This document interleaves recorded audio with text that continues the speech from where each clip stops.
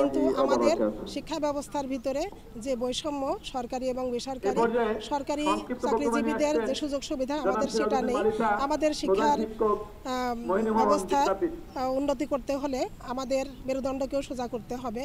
কারণ একজন শিক্ষকের যদি অভাব-অনটন লেগে থাকে, সংসারের যদি দুর্বলতা থাকে চালাতে, তাহলে কখনোই সে শিক্ষা প্রতিষ্ঠানে ভালো শিক্ষাদান করতে পারে না।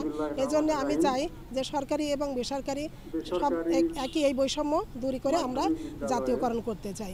আমাদের এক দফা এক দাবি, সেটা বাংলাদেশ শিক্ষক বেসরকারি মাধ্যমিক বিদ্যালয়ের শিক্ষক কর্মচারীবৃন্দ আমরা সবার তরফ থেকে একটাই দাবি, আমাদের শিক্ষা ব্যবস্থা মাধ্যমিক পর্যায় পর্যন্ত জাতীয়করণ করা হোক। যে বেসরকারি স্কুলের শিক্ষকদের সাথে অন্যান্য যে শিক্ষক আছে তাদের যে বৈষম্য শিকার, আমরা এই বৈষম্যের বিরুদ্ধে আমরা আজকে এখানে মূলত সমবেত হয়েছে এবং আমাদের সরকারের কাছে একটাই দাবি যে শিক্ষকদের এই বৈষম্য যেন অনতিবিলম্বে দূর করা হয়। একজন এমএ পাস স্কুলে আসে, সে মাত্র 12,500 টাকা বেতন পায়, অথচ একটা সরকারি সে মানে 30,000 টাকা বেতন পায়, সে স্কেলে বেতন পায়। এই যে বৈষম্য চলতে সর্বক্ষেত্রে আমাদের বোনাস দেয় 25%, অন্যান্য ডিপার্টমেন্টে দেয় 50%। এই বৈষম্যের বিরুদ্ধে আমরা আজকে সমবেত হয়েছি এবং এই সরকারের কাছে আমাদের জোর দাবি, আমাদের এই বৈষম্যটা যেন অনতিবিলম্বে দূর করে। সারা বাংলাদেশে 97% বেসরকারি স্কুল কলেজের মাদ্রাসা শিক্ষক আছে, একই সিলেবাস, একই কারিকুলাম, একই বোর্ডের অধীনে একই এসএসসি পরীক্ষা নেওয়া হয়, অথচ মাত্র 3% সরকারি স্কুলের শিক্ষকরা তারা সমস্ত সুযোগ সুবিধা পাচ্ছে, অথচ আমাদের বেসরকারি স্কুলের শিক্ষকরা সেই সুযোগ সুবিধাতে বঞ্চিত আছে।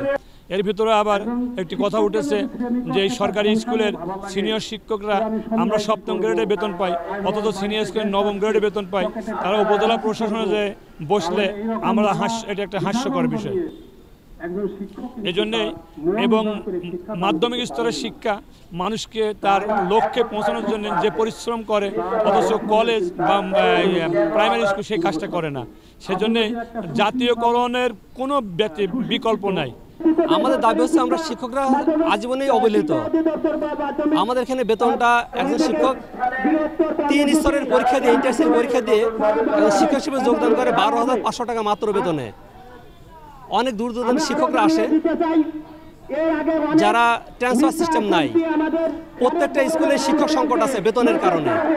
এনটিআরসিতে নিবন্ধন করে কিন্তু যোগদান করে না শুধু বেতনের কারণে। যেখানে আমরা দীর্ঘদিন অবহেলিত, আমাদের বাড়ি ভাড়া নাই, আমাদের চিকিৎসা ভাতা নাই, আমাদের ন্যূনতম সুবিধাগুলোও নাই। একজন রিক্সা চালকের যে আয়, সেই আয়টা আমাদের নাই। একটা সরকারি পিওনের বেতন হয়তো বা যে বেতনে আমরা একটা শিক্ষক সে বেতনটা পাই না। এই জন্য আমরা দাঁড়াইছি আমাদের বৈষম্যের অবসান হোক, আমাদের শিক্ষাকে জাতীয়করণ করা হোক।